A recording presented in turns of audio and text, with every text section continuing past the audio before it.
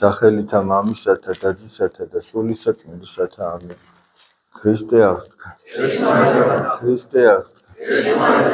ქრისტე აღსდგა. დიდება და მადლობა ღმერთს დღევანდელი დღესასწაულისათვის. შეგვეციოს წმინდა გიორგის მეოხება ღვთის წინაშე და ჩვენ არაერთხელ გვითქვამს, რომ ესე იგი ამო თუ იმ წმინდანის თაყვანისცემა ნიშნავს იმას, რომ იმ წმინდანს მიბაძოს ადამიანი. ახლა წმინდა გიორგის ჩვენ რაში უნდა მივბაძოთ? აი წარმოიდგინეთ, როდესაც ესე იგი ქრისტიანობა იდევნებოდა და ამ პერიოდში ცხოვრობდა სწორედ წმინდა გიორგი და უამრავი იყო ფარული ქრისტიანი, ესე იგი. და როდესაც აღმოჩნდებოდა ხოლმე, რომ მაგალითად აი რომელიღაცა კერპის დღესასწაულზე უნდა მსხვერპლი შეეწირათ კერპისათვის და იქ უკვე ფარული ქრისტიანი ვეღარ იქნებოდი. იქ უკვე თუ შენ კერპთან მიხვიდოდი და იმ მსხვერპლს შეწირავდი, რასაც მოითხოვდნენ ჯარისკაცებისგანაც და არა მარტო ჯარისკაცებისგან, მაშინ უკვე ან უნდა შეგეწირო მსხვერპლი და ქრისტესთვის გეღალა და ან უნდა გამოჩენილიყო, რომ შენ უკვე აღარ ახარ დაუშვათ დაფარულში ვერ დარჩებოდი, ესე იგი. ისე რომ როგორც მაგალითად ქეთევან დედოფალს ეუბნეოდნენ, რომ უარყავი აღიარე ამათი რჯული და გულში ქრისტიანად დარჩიო, ეგრე ვერ გამოვიდოდა და ის წმინდა ქეთევან დედოფალმაც ესე იგი უკვე ჩათვალა, რომ ეგეც ქრისტეს ღალატი იქნებოდა. ამიტომაც აი როდესაც დაუდგებოდათ ამ თუნდაც ფარულ ქრისტიანებს ჟამი, რომ უნდა გამოჩენილიყო მათი რწმენა და სიყვარული ღვთისადმი, ისინი უკვე მხნედ აცხადებდნენ, რომ ჩვენ ქრისტეს ერთგულები ვართ და ყველაფერს ცდილობდნენ, რომ ოღონდაც ქრისტესთან კავშირი არ გაეწყვიტათ, თუნდაც სიცოცხლის ფასად ხორციელი სიცოცხლის ფასად დაჯდომოდათ ეს ყველაფერი. და წმინდა გიორგის შემთხვევაშიც ეს იყო. და სხვა მოწამეების შემთხვევაშიც ეს იყო, განწყობა ეს იყო, რომ წაიღეთ ჩვენგან, გახსოვთ 40 სებასტიელი მოწამის, წაიღეთ ჩვენგან ჩვენი წოდებებიც, ჩვენი რაღაცა პატივიც და დიდებაც თუ რაც გავგაჩნია, ჩვენთვის ყველაზე მნიშვნელოვანი არის ქრისტეს ერთგულება. აი იყო წმინდა გიორგისთვისაც. ყველაფერს დათმობდა ადამიანი ქრისტეს სიყვარულისთვის, ოღონდაც ქრისტე არ დაეკარგა. და წმინდა გიორგის შემთხვევაშიც ეს მოხდა. და არა მარტო უბრალოდ რაღაცას დათმობდა მატერიალურს,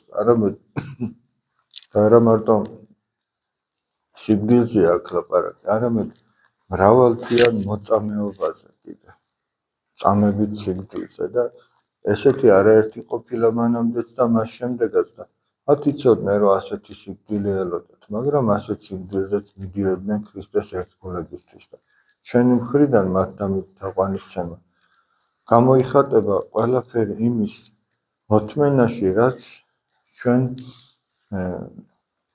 მოგეთხოვება დღეს იმისთვის, რომ ქრისტეს ერთგულებად დავრჩეთ.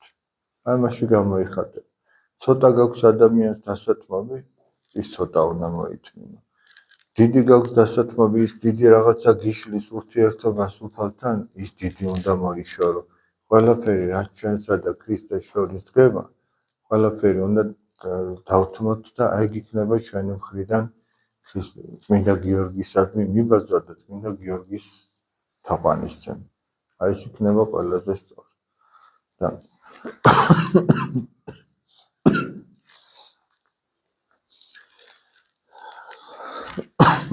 შემწევნი ყოფილიყო წმინდა გიორგი თითოეული ჩვენთაგანისთვის, რომ ღვთის წინაშე მეოხება გაგვიწიოს, რომ როგორათაც შეგვეძლება, რომ მივბაძოთ წმინდა გიორგის ქრისტეს ერთგულებაში. როგორც მოციქული პავლე ამბობს, მობაძავ ჩემ და იყვანით, ვითარცა მე ქრისტესა.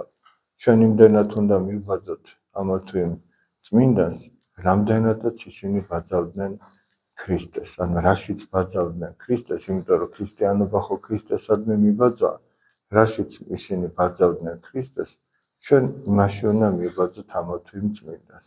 იქნება ეს წმინდა გიორგი, წმინდა ნინო, წმინდა ნიკოლოზი, წმინდა ანდრია პირველწოდებული თუ სხვა, წმინდა ივანე ნათლისმცემელი.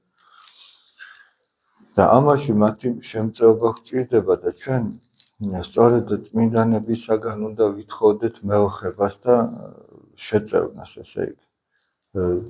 მათი შეწევნის გარეშე და ღვთისმადლის შეწევნის გარეშე ადამიანი ვერაფერს ვერ იზამს და თუ სადღაც ადამიანს გონია რომ მე რაღაცა გავაკეთე, ის მაშინვე ჩამოიშლება ხოლმე და მისი ნამდვილი სახე გამოჩნდება. არც ერთ წმინდას არ ქონია, აი ვიც წმინდანად შეირაცხა და ვინც რაღაცა ღვაწლი გასწია, რომ აი ამას მე ვაკეთებ. იმიტომ რომ სადაც ეგ განწყობა იქნებოდა რომ ამას მე ვაკეთებ და არა ღვთისმადლის შეწევნა შრება ჩემში, იქ მაშინვე დამთავრებული იყო იმის საქმე, იმიტომ რომ და სამწუხაროდ ყოფილა 50-60 წელი უღვაწია ადამიანს და ბოლოს დაღუპულა. შეიძლება აი ძალიან საფრთხილოა, რომ აი ბეწვის ხიდია იქ გასავლელი, რომ სადღაც გული არ აგიმაღლდეს და თუ რამე გამოდის შენი ხელიდან, შენ თავს არ მიაწერ. იქ ლოცვა თქვი თუ იქ მარხვა შეინახე თუ იქ მოწყალება გააკეთე თუ იქ ვიღაცას მოუთმინე და აპატიე თუ რაც გააკეთე. თუ ჩათვალე რომ ეს მე ვარ და ახლა ამის გამო კიდე შეკებას და ტაშისკვრას ელოდები ადამიანი. ეგ ნიშნავს, რომ ძალიან არასწორი გზით მიდის ადამიანი. მაგრამ სადაც ყოველივე ამის გამო, რაც ჩამოვთვალეთ, იქ სიკეთის გაკეთება, ლოცვა, მარხვა თუ რაღაცის მოთმენა, თუ ამის გამო ჩვენ ღმერთს მადლობთ, რომ ჩვენ ეს შეგვაძლებინა.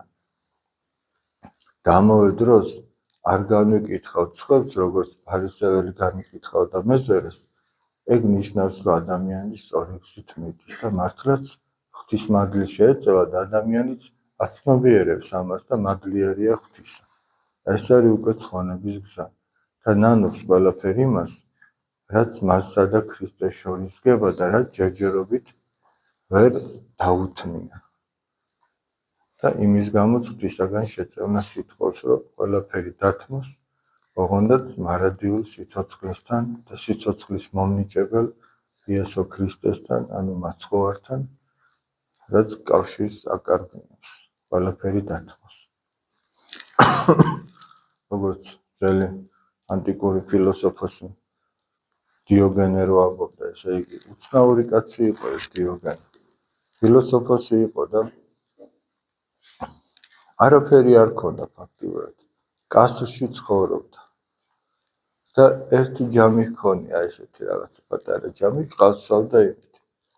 დანარჩენი მოიცილა ყველა, არც სახლში არ ცხოვრობდა, ერთი კასრი ჰქონდა, იქ ცხოვრობდა. მერე დაუნახია ერთი ბავშვი წყაროზე მისულა და ესე პეშვით დაულევია წყალი.